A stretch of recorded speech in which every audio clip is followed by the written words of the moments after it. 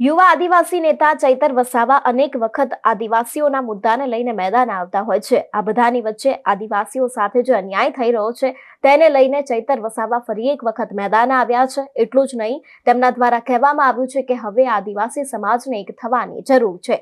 શું છે સમગ્ર વિષય જોઈશું આ વિડીયોમાં। નમસ્કાર, હું હંસિની અને તમે જોઈ રહ્યા છો નિર્ભય ન્યૂઝ।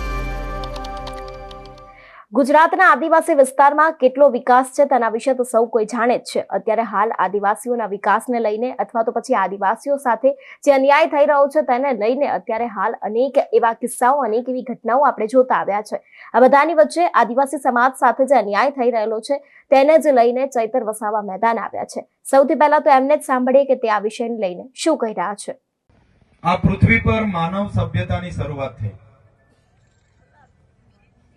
આશરે 50,000 વર્ષ પૂર્વે માનવ એનો શારીરિક અને માનસિક વિકાસ થયો। અંદાજે માનવામાં આવે છે કે 10,000 વર્ષ પહેલા આ પૃથ્વી પર ખેતીની શોધ થઈ અને એવી જ રીતના અનેક નાની મોટી શોધો થઈ। જેમ જેમ ખેતીની શોધો થઈ અને આગળ વધતા ગયા તેમ તેમ નવી નવી સંપત્તિઓની, ખનિજ સંપદાઓની કબજા થવાની અને અનેક સંઘર્ષો, અનેક યુદ્ધો થયા। ઇતિહાસ એવું કહે છે કે હજારો વર્ષ પહેલા આદિવાસી સમાજના નાના મોટા કબીલાઓ હતા, સરદારો હતા, પોતપોતાના રજવાડાઓ હતા। જે જળ જંગલ જમીનની વાતો જે કરવામાં આવે છે વિસ્તારોમાં આદિવાસીઓના રાજ હતા। આદિવાસી પોતે એકદમ સરળ જીવનશૈલીમાં જીવતા હતા, એકદમ સંવેદનશીલ, એકદમ સમૂહ ભાવના સાથે, પ્રકૃતિ પૂજા સાથે, પ્રકૃતિ મૂલ્યોની સાથે સ્વાવલંબનનું જીવન હતું। ક્યારે પણ કોઈનું શોષણ એમાં નહોતું થતું। પ્રકૃતિ જીવો, પ્રકૃતિ ના ઝાડ હોય, પશુ પક્ષી હોય, જીવજંતુ હોય, બધાની સાથે રહીને મનુષ્ય, આદિવાસી એ કાળમાં જીવતા હતા અને સંતોષી નર તરીકે જીવતા હતા। પોતે સ્વાવલંબન હતા, સ્વતંત્ર હતા, કોઈ પણ જાતના શોષણ વગર એ જીવન હતું। પણ ધીરે ધીરે વિદેશીઓના આક્રમણો થયા। પૂર્ણો આવ્યા, શક આવ્યા, આર્યો આવ્યા, અનેક જાતિના લોકો આવ્યા અને અહીંયા ઇતિહાસ કહે છે કે ઘર્ષણો થયા, સંઘર્ષો થયા। અને એ સંઘર્ષો થયા બાદ જે પ્રકૃતિ સાથે જીવનારો આદિવાસી સમાજ હતો એને સંઘર્ષો દરમિયાન પોતાની પ્રકૃતિ સાથે, પોતાની સંસ્કૃતિ સાથે અને પોતાના સમાજ સાથે વિસ્થાપિત થવું પડ્યું। સમાજની નાતા સાથે છિન્ન ભિન્ન થઈ ગયા। જંગલોમાં પોતપોતાના પરિવારો સાથે, કબીલાઓ સાથે રહેતા થયા અને અનેક સંઘર્ષો થયા પછી તો આપ સૌ જાણો છો, ઇતિહાસ એવું કહે છે કે ક્યારે આદિવાસીએ પ્રકૃતિ પાસેથી વધારે નથી લીધું, પોતાની જરૂરિયાત પ્રમાણે જ પ્રકૃતિ પાસે એમણે મેળવ્યું અને પોતાનું જીવન ગુજાર્યું અને પોતે જયારે મરણ પામ્યા ત્યારે એ પણ પ્રકૃતિમાં વિલીન થઈને જતા રહ્યા। પણ જેવી જેવી શોધો થઈ, જમીન સંપત્તિ તરીકે, નારી સંપત્તિ તરીકે, પશુ સંપત્તિ તરીકે, ધન દોલતને સંપત્તિ તરીકે માનવામાં આવી, સંપત્તિઓના યુદ્ધો થયા, જળ જંગલ જમીન ખનિજોના કબજાના યુદ્ધો થયા, ત્યારે સૌથી વધારે જો કોઈ જાતિનું શોષણ થયું હોય તો એ આદિવાસી જાતિનું શોષણ થયું છે। આદિવાસીઓને સૌથી વધારે વિસ્થાપિત થવું પડ્યું છે। ત્યારબાદ વાસ્કો ડી ગામા પણ ઈસવીસન 14મી 15મી સદીમાં વિસ્તારોમાં એમણે પણ ભારત દેશની શોધ કરી। એ શોધની સાથે પોર્ટુગીઝો આવ્યા, ફ્રેન્ચો આવ્યા, ડચો આવ્યા, અંગ્રેજો આવ્યા, સ્પેનિશો આવ્યા, અનેક વિદેશીઓ આ વિસ્તારોમાં આવ્યા, મુગલો આવ્યા। એમણે દેશ પર રજવાડાઓ સાથે યુદ્ધો કર્યા, દેશ પર કબજો લીધો અને 200 વર્ષ સુધી શાસન કર્યું. ઇતિહાસ એવું કહે છે કે શરૂઆતમાં અંગ્રેજો 200 જણા આ દેશ પર આવ્યા હતા. કેટલા જણા આ દેશ પર આવ્યા હતા? શરૂઆતમાં 200 જણા આ દેશ પર આવ્યા હતા. પણ એ લોકો આપણા જ લોકોને હાથા બનાવીને, આપણા જ લોકોને અંદરો અંદર લડાવીને આ દેશ પર અંગ્રેજોએ 200 વર્ષ શાસન કર્યું. શરૂઆતમાં 200 આવ્યા, પછી 1000 આવ્યા, 2000 આવ્યા, અને જે પણ આવ્યા, પણ આટલા મોટા અખંડ ભારત પર અંગ્રેજોએ 200 વર્ષ શાસન કર્યું. કેમ શાસન કર્યું? કેમ કે આપણા જ લોકો, દેશના જ લોકો એમની સાથે મળેલા હતા, એમના હાથા બનીને આપણા જ લોકો સાથે સંઘર્ષ થયો. ત્યારે કહેવાનો મૂળ હેતુ એવો છે કે આજે જયારે આપણે આદિવાસી સમાજની જાગૃતિની વાતો કરીએ છીએ, આદિવાસી સમાજના અધિકારોની વાતો કરીએ છીએ, આદિવાસી સમાજના કુદરતી અધિકારો હોય, બંધારણીય અધિકારો હોય કે સામાજિક અધિકારોની વાત કરીએ છીએ, તો સૌથી વધારે જો કોઈને પેટમાં દુખતું હોય તો શાસક પક્ષમાં રહેલા આપણા સમાજના નેતાઓને આ વાત વધારે ખૂંચે. એના સાથી મિત્રો મારા શકુંતલાબેન થી માંડીને બધાને ખબર છે, એ રદ કરવા માટે અમે લડતા હતા. એક પણ ધારાસભ્ય ગુજરાતનો અમારા સહકારમાં નથી આવ્યો. 70 લોકો પર અમારા પર ત્યારે પણ ફરિયાદ થયેલી, અમને બધાને જેલમાં નાખ્યા હતા, અમારી ગાડીઓ નાખી દીધી હતી, અમારો મંડપ, અમારા પડદા. ત્યારે પણ અમે કીધું તું તમારે જેટલી વખત જેલમાં નાખવા હોય તેટલી વખત નાખજો, અમે કેવડિયાને જનતા માટે જ્યાં પણ અન્યાય થશે અમે લડીશું, અમારી તમારી જેલોથી અમે ક્યારે ડરવાના નથી. સાથીઓ, જ્યારે આવા અન્યાયો થાય છે ત્યારે અમને દુઃખ થાય છે. નર્મદા ડેમની જ્યારે દેશને જરૂર પડી ત્યારે આપણા આખાને આખા ગામડા એમાં આપણે વિસ્થાપિત થયા છે. આપણા પરિવાર સાથે વિખૂટા પડી, આપણી પ્રકૃતિ સાથેનો નાતો તૂટી ગયો, આપણી સંસ્કૃતિ તૂટી ગઈ, સમાજ સાથે આપણે વિખૂટા પડ્યા અને આપણા સાથેના લોકો કેટલા વિસ્થાપિત થઈને નવા વસાહતોમાં જતા રહ્યા. આજે પણ એમના અધિકારો એમને નથી મળ્યા. એમણે કીધું તું પરિવારમાંથી એક જણને સરકારી નોકરી આપીશું, સિંચાઈ પિયતવાળી ખેતીની જમીન આપીશું, નર્મદાની વીજળી મફત આપીશું. આજે પણ એ લોકોની માંગ નથી પૂરી થઈ. આજે પણ એ લોકોના ગામોમાં સ્મશાનની જગ્યા નથી, એ લોકોની ગામમાં આજે આંગણવાડી નથી, એ લોકોના ગામમાં આજે પણ શાળા નથી, ગૌચર નથી. એવી પરિસ્થિતિ અહીંથી વિસ્થાપિત થયેલા લોકોની છે. એટલા માટે અમને દુઃખ થાય છે. નર્મદાનો ડેમ બન્યો, પાણી તમે કચ્છ સુધી લઈ જાઓ છો, અમને વાંધો નથી. તમે પૂરા દેશમાં લઈ જાઓ, બધાને આપો, અમને કોઈ જ વાંધો નથી, બધાને આપો. પણ જે આદિવાસી સમાજે પોતાના ગામો અહીંયાથી વિસ્થાપિત કર્યા, પોતાની જમીન એમાં ડૂબી ગઈ, એ લોકોને આજે પણ પીવાના પાણીના ફાફા કરવા પડે એ વાત સાથે અમે સંમત નથી. એટલે આવનારા દિવસોમાં આપણે બધાએ જાગૃત થવું પડશે. આપણે તળાવ રાખવા બેઠા છે અને તરસ્યા મરીએ છીએ એવી વાત અહીંયા ઉભી થાય છે. આપણું પાણી આપણને નથી મળતું ત્યારે સરકારોને પણ કહેવા માંગીએ છીએ, તમે ગુજરાત નહીં, તમે દેશમાં લઈ જાઓ પાણી, અમને વાંધો નથી, પણ અમારા સમાજને કેમ નથી આપવા માંગતા? જો આવનારા દિવસોમાં આ સરકારો આપણા આદિવાસી સમાજને નર્મદાનું પાણી નહીં આપશે, તે દિવસે આપણે બધા ભેગા થઈને નર્મદા કેનાલ બંધ કરવાની ફરજ પડશે, તો આપણે બંધ કરાવી દઈશું. અહીંયા તળાવ રાખવા બેઠા છે આપણે તરસ્યા મરીએ છીએ, એ હવે ચાલવા દેવાનું નથી. આજે સ્ટેચ્યુ ઓફ યુનિટી થી ગ્રીન કોરિડોર બનતો બનતો અહીંયા સુધી આવી ગયો છે, પાટલા મોલ સુધી. અમારે ડેડિયાપાડામાં આવીને અમે અટકાવીને બેઠા છે.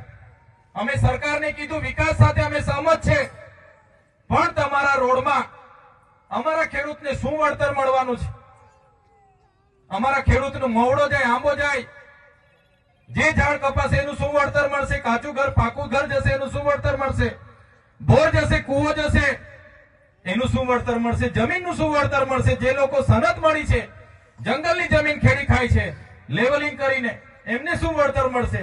ત્યારે સરકાર પાસે જવાબ નથી. એટલે સરકારને અમે કીધું છે વિકાસ સાથે અમને વાંધો નથી, પણ જો તમે અમારા ખેડૂતની મફતના ભાવે આ જમીન લેવા માંગતા હોય તો હવે તમારો રોડ આ વિસ્તારમાંથી અમે નીકળવા દેવાના નથી. આદિવાસી આ પ્રકૃતિ સાથે જીવનારો છે. આ હાઈવે બની ગયા, સ્ટેચ્યુ ઓફ યુનિટી ઊંચા ઊંચા બની ગયા, બિલ્ડિંગો બની ગયા, નહેરો નીકળી ગઈ, રેલવે નીકળી ગઈ, કોરિડોર નીકળવાના છે. એ કઈ આપણા આદિવાસીઓના માટે નથી. એનાથી આદિવાસીઓનો વિકાસ નથી થવાનો. એ વિકાસ એ પૂંજીપતિઓનો, ઉદ્યોગપતિઓને આ વિસ્તારમાં લાવવા માટેનો, આ વિસ્તારમાં જે ખનીજોના ભંડારો છે એને કાઢવા માટેનો આ લોકો આગોતરું પ્લાનિંગ કરી રહ્યા છે.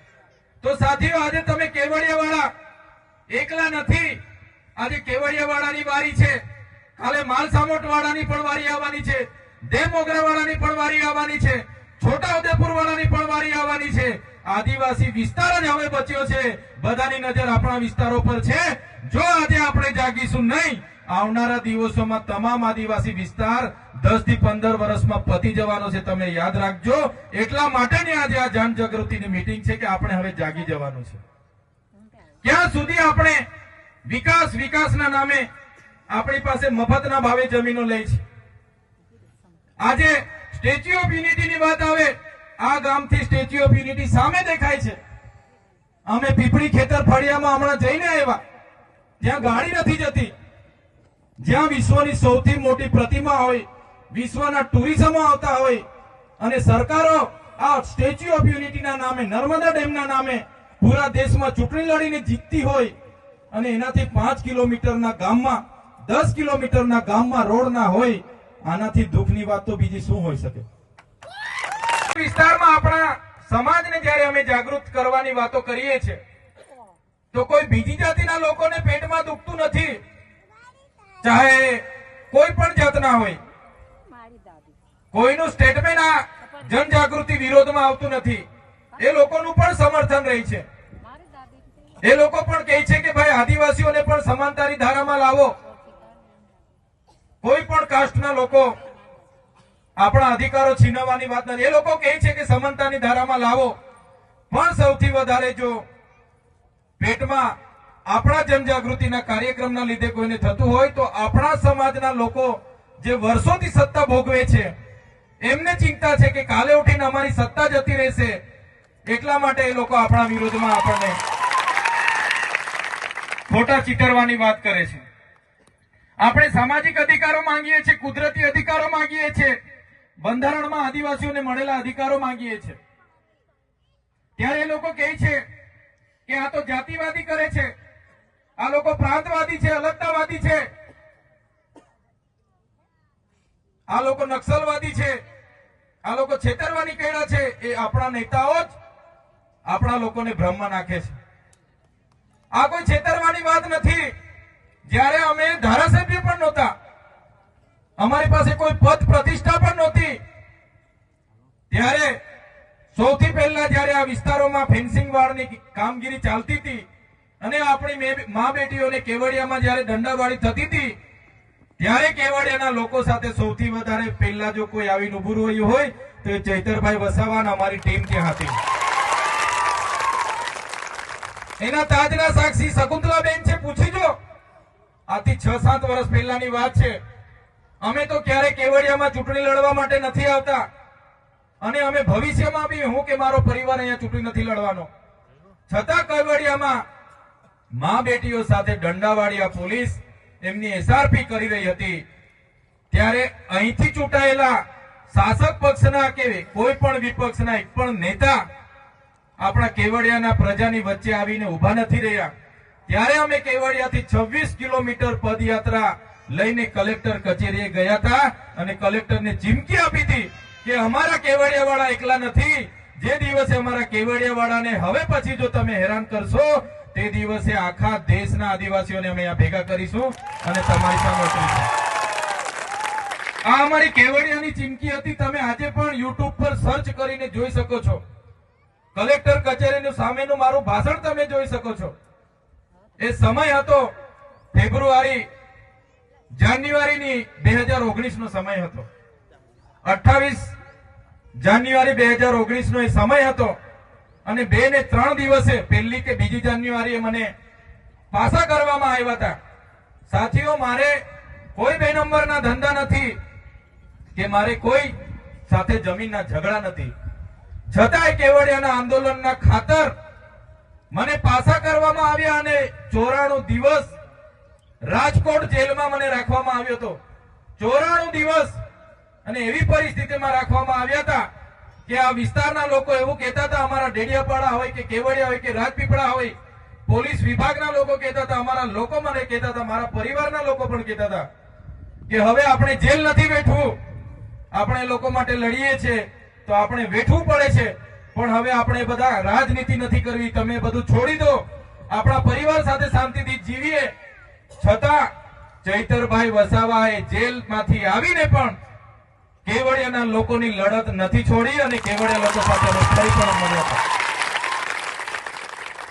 ફરી પણ કેવડિયાના લોકોને અમે આવીને મળ્યા હતા. શકુંતલાબેનના ઘરે અમે બધા ભેગા થયા અને ચર્ચા કરી કે તમારી સાથે જ છે, અમે જેલો કરશે અમે ડરવાના નથી. ફરી અમે 2020માં જ્યારે એસઓયુ સત્તામંડળ બન્યું ત્યારે એક પણ ધારાસભ્ય, તે સમયના એક પણ ધારાસભ્ય નાંદોદના હોય, ડેડિયાપાડાના હોય કે છોટાઉદેપુરના હોય, 27 આદિવાસી ધારાસભ્યમાંથી એક પણ ધારાસભ્ય કેવડિયા સત્તામંડળના વિરોધમાં બોલ્યો નથી. માત્ર જિગ્નેશભાઈ મેવાણી બોલ્યા હતા, એ આજે પણ મને યાદ છે. સત્તામંડળનો જ્યારે કાયદો પસાર થયો, એક પણ આદિવાસી ધારાસભ્ય વિધાનસભામાં બોલ્યો નથી. મિત્રો, આ સત્તામંડળ કાલે ધારે છે કે અમારે હજુ 10 કિલોમીટર ઝરવાણી સુધી લેવું છે તો સત્તામંડળમાં ઝરવાણીને પણ લઈ શકે છે. આજે 6 ગામને સત્તામંડળમાં લીધા છે. 6 ગામનો પાવર ખતમ થઈ ગયો, સરપંચનો પાવર પૂરો થઈ ગયો, ત્યાં કોઈ ગામ સભા નથી મળતી. સત્તામંડળ નક્કી કરે ફાઇનલ, સરપંચનું સત્તાનું કંઈ ચાલતું નથી. જો આ સત્તામંડળ આવનારા દિવસોમાં નક્કી કરશે કે આપણે સાપુતારાથી લઈને સ્ટેચ્યુ ઓફ યુનિટીનો રોડ આ વિસ્તારમાં આવે છે, ઝરવાણીને પણ આપણે ડેવલપ કરી લઈએ, એને પણ સત્તામંડળમાં લઈ લઈએ, તો તે દિવસે પણ આ લોકો ધારશે તો ઝરવાણીને પણ સત્તામંડળમાં લેશે. તે દિવસે આપણો સરપંચ પણ આપણો નહીં હશે, આ વિસ્તારનો તાલુકા સભ્ય પણ નહીં હશે, કોઈની ગામ સભા પણ આ વિસ્તારમાં ચાલશે. એવો સત્તામંડળનો કાયદો છે. આપણા બધા પાવરો એમાં છીનવાઈ જાય છે. એટલે અમે લડતા હતા. 2020-21માં અમે એ સત્તામંડળના કાયદાના વિરોધમાં કેવડિયા ખાતે અમે ધરણા પ્રદર્શન આંદોલન અમે ચાલુ કર્યું હતું. સાથીઓ, દુઃખની વાતમાં પણ આપણા લોકોને ટાળીઓ પાડવાની ટેવ પડી ગઈ છે. એટલા માટે જ આ લોકો અહીંયા આવે છે, બોલાવે છે, ટાળીઓ પડાવે છે ને બધું લૂંટી જાય છે. ક્યાં ટાળી પાડવી એ પણ આપણા લોકોને ખબર નથી પડતી. કોની સામે ટાળી પાડવી એ પણ આપણા લોકોને ખબર નથી પડતી. એટલે અમને દુઃખ થાય છે. આજે સ્ટેચ્યુ ઓફ યુનિટીના 7 થી 8 કિલોમીટરના ગામ પીપળી ખેતરમાં અમે હમણાં જઈને આવ્યા, રોડ નથી. ત્યાંની બહેનોએ કીધું, એક બેન ડિલિવરીમાં હતા, પ્રસૂતિની પીડાથી ઝોલીમાં લઈ જતા જતા મરી ગયા. મહિના પહેલાની વાત છે. અહીંથી 10 કિલોમીટર ચાપડ ગામમાં, આ તાલુકાનું ગામ છે, જ્યાં વિશ્વની સૌથી ઊંચી પ્રતિમા છે. એ ચાપડ ગામની મહિલાને પ્રસૂતિની પીડા ઉપડી. એમ્બ્યુલન્સ રોડના હોવાના કારણે ત્યાં નહીં આવી પહોંચી. ગામના યુવાનો ઝોલીમાં નાખીને નીકળ્યા. 5 થી 7 કિલોમીટર ચાલીને જવાનું હતું. રસ્તે ડિલિવરી થઈ ગઈ, બાળકને જન્મ આપ્યો. પ્રકૃતિની દયાથી બેન બચી ગયા. પણ એની બાજુનું ગામ જે તુરખેડા ગામ છે, ત્યાંની મહિલાની પણ આ જ પરિસ્થિતિ ઉભી થઈ. પ્રસૂતિની પીડા ઉપડી. ગામના યુવાનો વડીલો ઝોલીમાં રાખીને લઈ જતા હતા. એટલી પીડા ઉપડી કે બેનને રસ્તામાં ડિલિવરી થઈ ગઈ ને બેનને પોતાની જીવ ગુમાવવો પડ્યો. શા માટે આદિવાસીઓ સાથે અનદેખી કરવામાં આવે છે?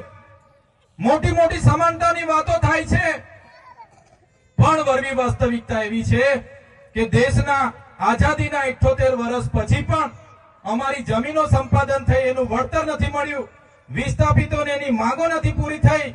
આ વિસ્તારોમાં શિક્ષકો માટે અમારે આંદોલનો કરવા પડે, રોડો માટે અમારે આંદોલનો કરવા પડે, સ્કૂલો માટે અમારે આંદોલનો કરવા પડે, યુવાનોના રોજગારી માટે આંદોલનો કરવા પડે, જંગલની જમીનો માટે અમારે આંદોલનો કરવા પડે, નર્મદાના પાણી માટે અમારે આંદોલનો કરવા પડે. તો આ સરકારોને હવે કહેવા માંગીએ છીએ, નર્મદામાં અમે જમીનો આપી, કરજણમાં અમે જમીનો આપી, ઉકાઈમાં અમે જમીનો આપી, કડાણામાં અમે જમીનો આપી, રોડોમાં અમે જમીનો આપી, નહેરોમાં અમે જમીનો આપી, હાઈ ટેન્શન લાઈનોમાં અમે જમીનો આપી, જીઆઈડીસીઓમાં જમીનો આપી, જીએમડીસીઓમાં જમીનો આપી, સરકારી ભવનો બનાવવામાં જમીનો આપી, છતાં અમારો વિકાસ નથી થતો. તો સરકારોને કહીએ છીએ, જો તમે અમારો વિકાસ કરવા નહીં માંગશો તો આવનારા દિવસોમાં દેશનું 29મું રાજ્ય ભીલ પ્રદેશ અમે બનાવવા જઈ રહેલા છે.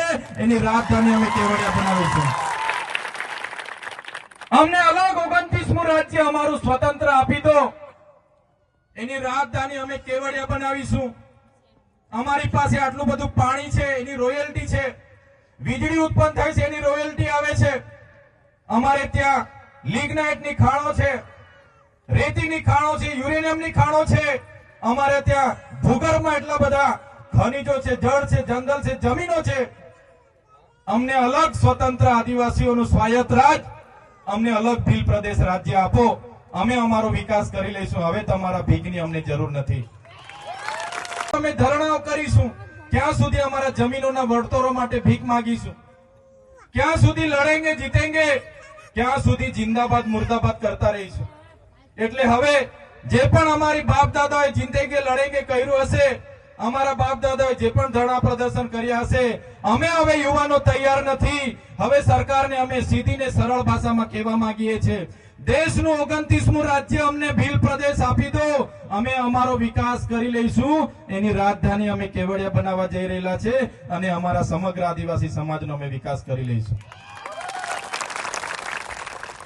આજે આપણે તમે જોઈ લો, દેશમાં 8% આદિવાસી વસ્તી છે, ગુજરાતમાં 15% આપણી વસ્તી છે, છતાં નિર્ણાયક ભૂમિકામાં આદિવાસી નથી. બજેટ તૈયાર થાય છે, એમાં આપણા લોકો નથી. સચિવાલયમાં આપણા લોકો નથી. કલેક્ટર હોય, એસપી હોય, એમાં આપણા લોકો નથી. આજે યુનિવર્સિટીઓના કુલપતિ આપણા લોકો નથી. ન્યાય પ્રણાલિકાઓમાં આપણા લોકો નથી. જ્યાં પણ નિર્ણય લેવાનો હોય છે ત્યાં આપણા લોકોને સાઈડ પર કાઢવામાં આવ્યા છે. કરોડો અબજોના બજેટો બની જાય છે, પણ ગેર આદિવાસી લોકો એ બજેટો સગે વગે કરવા અને મંત્રીઓના હાથા બનાવીને, અહીંના ધારાસભ્યોને હાથા બનાવીને, સાંસદોને હાથા બનાવીને અહીંની જમીનો આજે લૂંટાઈ રહી છે. આજે 73 એની જમીનો કેવડિયામાં કલેક્ટરોએ શ્રી સરકાર કરીને એમના મળતિયાઓને આપી દીધી. એક પણ નેતા બોલવા માટે તૈયાર નથી. ઊંચા ઊંચા ભવનો બની ગયા, બિલ્ડિંગો બની ગયા. એક પણ નેતા ખેડૂતો સાથે આવીને ઉભો રહેવા તૈયાર નથી. અહીંયા એટલી મોટી એજન્સીઓ બધી આવી. સફારી પાર્ક જેવા સફારી પાર્ક 200 કરોડના ટ્રાઇબલ બજેટથી બનાવવામાં આવ્યો અને રૂપિયાના ટોકનથી રિલાયન્સને આપી દેવામાં આવ્યો. એક પણ નેતા બોલવા તૈયાર નથી. શા માટે આદિવાસીઓને આટલો બધો અન્યાય થાય છે? શા માટે? દેશના આઝાદીમાં અમે કહીએ છીએ, આઝાદીમાં આદિવાસી સાથે કેમ અન્યાય? જ્યારે અમે આદિવાસીઓ માટે બોલીએ છીએ ત્યારે કેટલાક નેતાઓ અમને જાતિવાદીમાં ખપાવે છે, કેટલાક અલગતાવાદીમાં, પ્રાંતવાદીમાં, વિકાસ વિરોધીમાં, નક્સલવાદીઓમાં અમને ચિતરે છે. ત્યારે અમે કહેવા માંગીએ છીએ, અમારા અધિકાર, કુદરતી અધિકાર અમને જોઈએ છે, બંધારણીય અધિકારો અમને જોઈએ છે. આ વિસ્તારોમાં આજ દિન સુધી અનુસૂચિત 5 લાગુ નથી થઈ, પૈસા 1 લાગુ નથી થયા. શા માટે? 73 એના અમારા કાયદાનું ઉલ્લંઘન કરવામાં આવે છે. બંધારણમાં જે પણ માનવતાવાદી કાયદાઓ બનાવવામાં આવ્યા છે એનું આ અધિકારીઓ દ્વારા અર્થઘટન કરીને, ખોટું અર્થઘટન કરીને ઉલ્લંઘન કરવામાં આવે છે. ત્યારે અમારે હવે આ બધું સહેવાનું, અમે સહેવાના નથી. જે રીતે તેલુગુ લોકોને તેલંગાણા મળ્યું છે, મરાઠાઓને મહારાષ્ટ્ર મળ્યું છે, ગુજરાતીઓને ગુજરાત મળ્યું છે, પંજાબીઓને પંજાબ આપવામાં આવ્યું, નાગા લોકોને નાગાલેન્ડ આપવામાં આવ્યું, ઝારખંડ બન્યું, છત્તીસગઢ બન્યું, ઉત્તરાખંડ બન્યું. એ જ રીતે આદિવાસીઓને અલગ ભીલ પ્રદેશ આપી દો. અમે અમારા આદિવાસીઓનો વિકાસ કરી લઈશું અને એમાં અમે ક્યારે કોઈને, આ લડતમાં અમે કોઈને વિચારવાના નથી. ઘણીવાર કહેવામાં આવ્યું અમે કાલે આપી દઈએ, પણ કઈ રીતના વિકાસ થશે? આટલી મોટી દેશમાં 80% ખનિજ સંપદાઓ આદિવાસી વિસ્તારોમાં છે, તો પણ આજે 80% આદિવાસી ગરીબ રેખાના નીચે જીવે છે. આજે દેશમાં નાના મોટા ડેમો હોય, ખનીજોની ખાણો હોય, કારખાના હોય, જીઆઈડીસી હોય, સરકારી આવાસો હોય, રોડ હોય, રસ્તા હોય, કોરિડોરો હોય, નહેરો હોય કે રેલવે હોય, આજે દેશમાં 1,40,00,000 લોકો આદિવાસીઓને વિસ્થાપિત કરવામાં આવ્યા છે. આજે 1,40,00,000 આદિવાસી પોતાની જમીનોથી વિભિન્ન થઈ ગયેલો છે, પોતાની સંસ્કૃતિથી, પોતાની પ્રકૃતિથી ભિન્ન થઈ ગયેલો છે, પોતાના સમાજથી છિન્નભિન્ન થઈ ગયેલો છે. ત્યારે આજે આદિવાસી બેહાલ છે. આદિવાસી આજે કોઈ પણ જાતના બેહાલ, બેસહારા થઈને આજે દેશમાં ફરી રહ્યો છે. ત્યારે સાથીઓ, સ્વાભાવિકપણે આદિવાસીઓની ચિંતા અમારે કરવી પડે છે. આજે જે પરિસ્થિતિ આ વિસ્તારોમાં લોકો કરી ગયા છે, આવનારા દિવસોમાં સ્ટેચ્યુ ઓફ યુનિટીથી સાપુતારાનો કોરિડોર આવી રહ્યો છે, ત્યારે પણ આપણે જાગવાની જરૂર પડશે અને બધાએ સાથે રહીને આગળ વધવું પડશે. વધારે વિશેષ નથી અમે કહેતા, પણ આદિવાસી સમાજનો ઇતિહાસ ગૌરવશાળી છે. દેશની આઝાદીમાં આટલું મોટું યોગદાન આપ્યું, દેશના વિકાસમાં આટલું મોટું યોગદાન આપ્યું, પણ જ્યારે આટલી બધી આદિવાસીઓ સાથે અસમાનતા ભાવથી જોવામાં આવે છે, ત્યારે દુઃખ સાથે અમારે કહેવું પડે છે.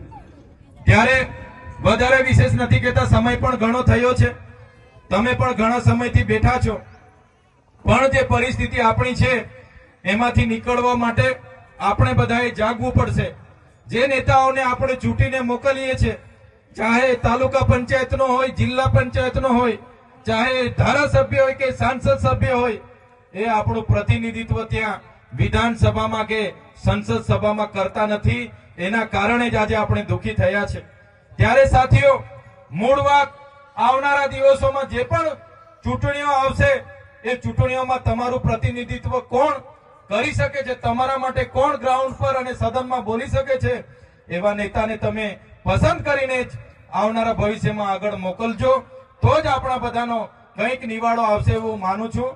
સાથે સાથે ચૈતર વસાવા દ્વારા જે કહેવામાં આવ્યું તે વાતને લઈને અત્યારે હાલ દરેક લોકોમાં એક સહેમતિ છે, કારણ કે તેમના દ્વારા કહેવામાં આવ્યું કે હવે અત્યારે હાલ આદિવાસી સમાજને એક થવાની જરૂર છે. તેમની સાથે જેટલા પણ અન્યાય થઈ રહેલા છે તે દરેક વાતને લઈને હવે આદિવાસી સમાજે એક થવું પડશે. ત્યારે તમારું શું માનવું છે આ વિષયને લઈને અમને કમેન્ટ કરીને ચોક્કસ જણાવજો. તેની સાથે જ અમારી ચેનલ નિર્ભય ન્યૂઝને લાઇક, શેર અને સબસ્ક્રાઇબ કરવાનું ભૂલશો નહીં. નમસ્કાર.